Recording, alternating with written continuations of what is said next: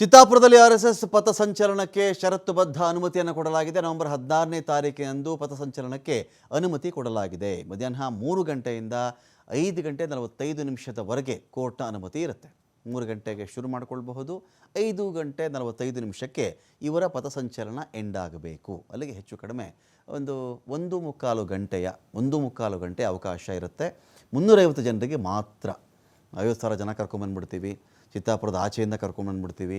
ಬೇರೆ ಬೇರೆ ರಾಜ್ಯದಿಂದ ಕರೆದು ಬಿಡ್ತೀವಿ. ನಾವು 1,00,000 ಜನ ಸೇರಿಸ್ಬಿಡ್ತೀವಿ. 350 ಜನ ಮಾತ್ರ ಪಥಸಂಚಲನ ಮಾಡಬೇಕು. ಸಾಯಂಕಾಲ 3 ಗಂಟೆಯಿಂದ 5:45 ಒಳಗಡೆ ಪಥಸಂಚಲನ ಮುಗಿಬೇಕು. 50 ಜನ ಬ್ಯಾಂಡ್ ವೃಂದ ಸೇರಿ 50 ಜನ ಬ್ಯಾಂಡ್ ಬಾರಿಸ್ಕೊಂಡು ಹೋಗ್ತಾರಲ್ಲ, ಆ ವೃಂದವೂ ಸೇರಿ 350 ಜನರಿಗೆ ಮಾತ್ರ ಅವಕಾಶ ಇರುತ್ತೆ. ಇದು ಬಲ ಪ್ರದರ್ಶನವೋ, ಶಕ್ತಿ ಪ್ರದರ್ಶನವೋ, ತಾಕತ್ತು ಪ್ರದರ್ಶನವೋ ಇದು ಯಾವುದೂ ಆಗಬಾರ್ದು.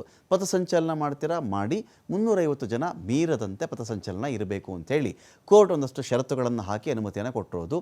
ಕಲಬುರಗಿ ಜಿಲ್ಲಾಡಳಿತ ಕೊಟ್ಟಿರ್ತಕ್ಕಂಥ ಷರತ್ತುಗಳೇನು ನೋಡಿ. ಕಾರ್ಯಕ್ರಮದಲ್ಲಿ 300 ಜನ ಅಷ್ಟೇ ಭಾಗವಹಿಸಬೇಕು. ಇದು ಜಿಲ್ಲಾಡಳಿತ ಹೇಳಿರ್ತಕ್ಕಂಥ ವಿಚಾರ. 25 ಮಂದಿ ಬ್ಯಾಂಡ್ ತಂಡಕ್ಕೆ ಅವಕಾಶ ಇರಬೇಕು. ಮಧ್ಯಾಹ್ನ 3 ಗಂಟೆ 35 ನಿಮಿಷದಿಂದ ಸಾಯಂಕಾಲ 5:15ವರೆಗೂ ಅನುಮತಿ ಇರುತ್ತೆ.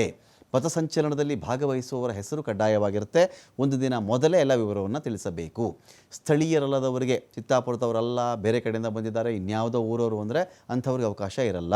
ಹೆಸರು, ಹುದ್ದೆ, ನಿಮ್ಮ ಹೆಸರೇನು, ಏನು ಕೆಲಸ ಮಾಡ್ತೀರಾ ನೀವು, ನಿಮ್ಮ ವಿಳಾಸ ಏನು, ಎಲ್ಲ ವಿವರವನ್ನು ಕೊಡಬೇಕಾಗತ್ತೆ. ನಿರ್ದಿಷ್ಟ ಜಾಗದಲ್ಲಿಯೇ ಪಥಸಂಚಲನ ಮಾಡಬೇಕು.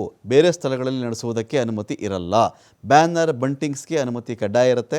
ಪ್ರಚೋದನಕಾರಿ ಬ್ಯಾನರ್ ಹಾಕುವುದು, ಬಂಟಿಂಗ್ಸ್ ಹಾಕುವುದು ನಿಷೇಧ ಇರುತ್ತೆ. ಅದಕ್ಕೆ ಅಹಿತಕರ ಘಟನೆ ನಡೆದರೆ ಅದಕ್ಕೆ ಆಯೋಜಕರೇ ಕಾರಣಕರ್ತರಾಗಿರ್ತಾರೆ ಅಂಥೇಳಿ ಜಿಲ್ಲಾಡಳಿತ ರೂಲ್ಸ್ಗಳನ್ನು ಹಾಕಿದೆ.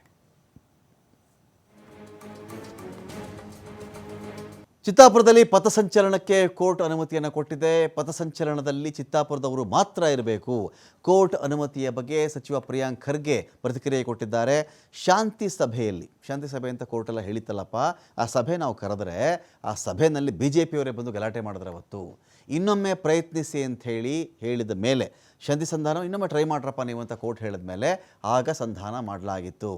RSSನವರು ಸರ್ಕಾರಕ್ಕೆ ಗೌರವವನ್ನು ಕೊಟ್ಟು ಅನುಮತಿಯನ್ನು ಕೇಳೋದು ಶುರು ಮಾಡಲಿ. ಅಹಿತಕರ ಘಟನೆ ನಡೆದರೆ RSSೇ ಜವಾಬ್ದಾರಿ ಆಗಿರುತ್ತೆ ಅಂಥೇಳಿ ಕೋರ್ಟ್ ಹೇಳಿದೆ. ಸಂವಿಧಾನ, ಕಾನೂನನ್ನು ಗೌರವಿಸುವುದನ್ನು ಅವರು ಕಲಿತುಕೊಳ್ಳಿ ಮೊದಲು ಅಂಥೇಳಿ ಟಾಂಟ್ ಕೊಟ್ಟಿದ್ದಾರೆ.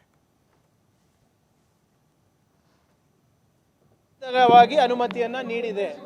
ನನ್ನ ವಾದ ಏನಿತ್ತು, ನೀವು ಮಾಹಿತಿ ಅಲ್ಲ, ಫಸ್ಟ್ ಪರ್ಮಿಷನ್ ಕೇಳಿ ಸರ್ಕಾರಕ್ಕೆ, ಸರ್ಕಾರ ಸೂಕ್ತ ಅನ್ನಿಸಿದ್ರೆ ಕೊಡುತ್ತೆ ಅಂತ. ಹೌದಾ? ಈಗ ಅಲ್ಲಿನ ವಾತಾವರಣ ನೋಡ್ಕೊಂಡು ಮೊನ್ನೆ ಈಗ 1 ತಿಂಗಳ ಹಿಂದೆ ಆಗಬೇಕಾಗಿತ್ತು.